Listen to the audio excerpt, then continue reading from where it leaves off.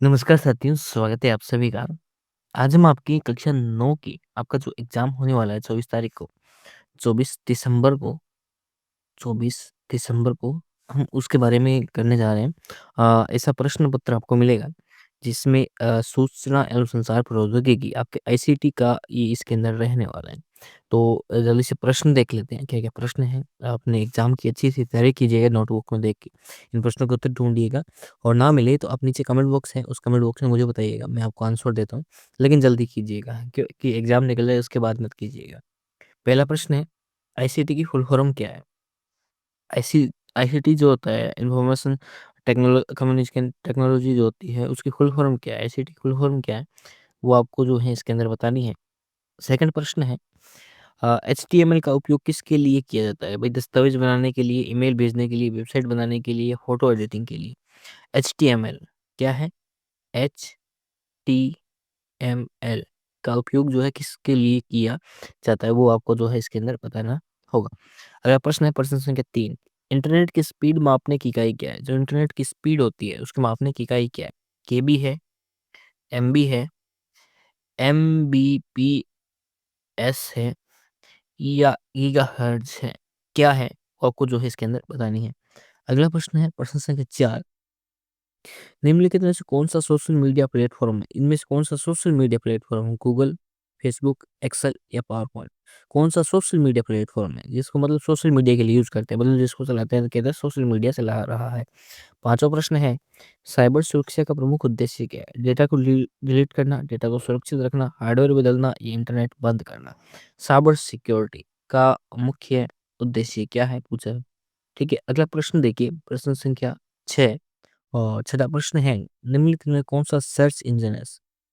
कौन-सा search engine है? Gmail, YouTube, Google या व्हाट्सएप? जिसकी सहायता से हम किसी चीज़ को सर्च करते हैं, वो क्या है? वो बताना है। उसके पश्चात अगला प्रश्न है, इंटरनेट पर डाटा ट्रांसफर करने के लिए कौन-सी तकनीक का उपयोग करते हैं? कौन-सी तकनीक उपयोगी है? एफटीपी, एचटीटीपी, एसएमटीपी या सभी? इंटरनेट पर डाटा ट्रांसफर के लिए, ठीक है? अगला प्रश्न है प्रश्न संख्या 8 और 8वाँ प्रश्न कहता है, स्पैम का क्या अर्थ है? What is the actual meaning of spam? Spam का क्या अर्थ है? वैध ईमेल, अवांछित ईमेल, डिलीटेड फाइल या वायरस? क्या होता है स्पैम? वो बताना है।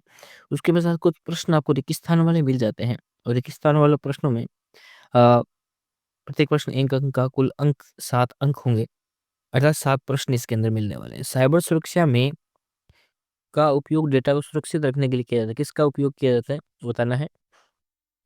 का ऑडियो वीडियो संचार के लिए किया जाता है। किसका किया जाता है? बताना है। इंटरनेट पर डाटा को सुरक्षित रखने के लिए कौन से प्रोटोकॉल का उपयोग किया जाता है? वो बताना है। सर्च इंजन का प्रमुख कार्य क्या है? जो सर्च इंजन जो होता है गूगल, याहू ये होते हैं, इनका प्रमुख कार्य क्या होता है? ये बताना है। वर्ड प्रोसेसिंग सॉफ्टवेयर का उदाहरण है। वर्ड प्रोसेसिंग सॉफ्टवेयर का कोई एक उदाहरण यहाँ पे आपको लिखना है। इंटरनेट की शुरुआत किस सन में हुई थी? किस वर्ष में हुई थी? वो बताना है। एचटीएमएल में कोई एक टैग होता है, उसका उपयोग वेब पेज पर शीर्षक डालने के लिए किया जाता है और उस टैग का क्या नाम है? वो आपको बताना है। उसके बाद प्रश्न संख्या, अब भाग 3 में अति लघुतरात्मक प्रश्न है। प्रत्येक प्रश्न 2 अंक, कुल 8 अंक है ना? तो ये है, ऐसे मान लीजिए प्रत्येक प्रश्न 2 अंक हैं, तो 4 प्रश्न हो गए। आईसीटी के मुख्य 2 घटक कौन-कौन से लिखने हैं? सर्च इंजन क्या है? उदाहरण देना है, सर्च इंजन को समझाना है। एचटीएमएल और सीएसएस में क्या अंतर है बताइए।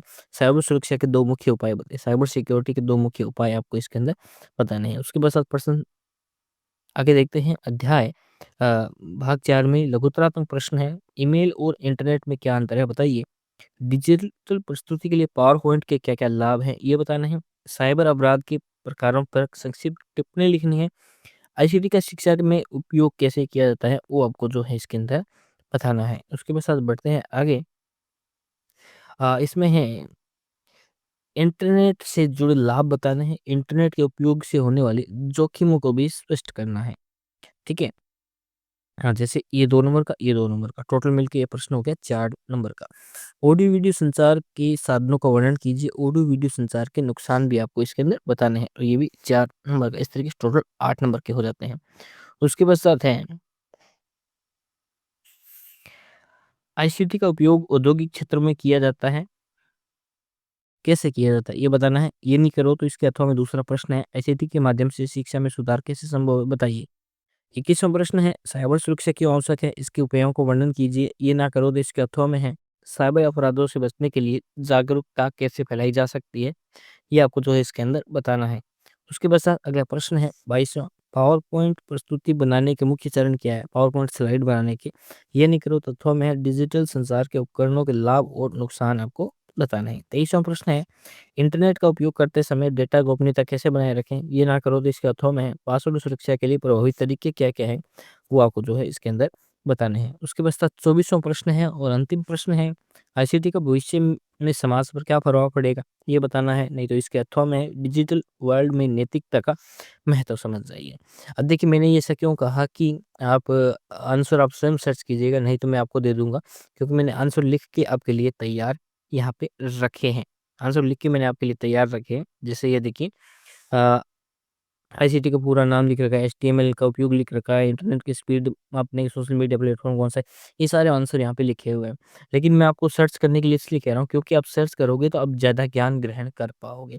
तो इसलिए आप सर्च ज़रूर कीजिएगा, और कुछ ना मिले तो मुझे कमेंट बॉक्स में बताइएगा, मैं आपको ये पीडीएफ प्रोवाइड करवा दूँगा, ताकि जिससे आप जो है आंसर देख पाओ, नहीं तो मैं आपको आंसर वहाँ लिख दूँगा, ठीक है? लेकिन सर्च आप ज़रूर कीजिएगा, जितना आप सर्च करोगे उतना ज़्यादा अधिक ज्ञान ग्रहण कर पाओगे। चलिए, तो आज तक इतना ही, अगली बार फिर से मिलते हैं। तब तक के लिए जय हिंद, जय भारत, वंदे मातरम।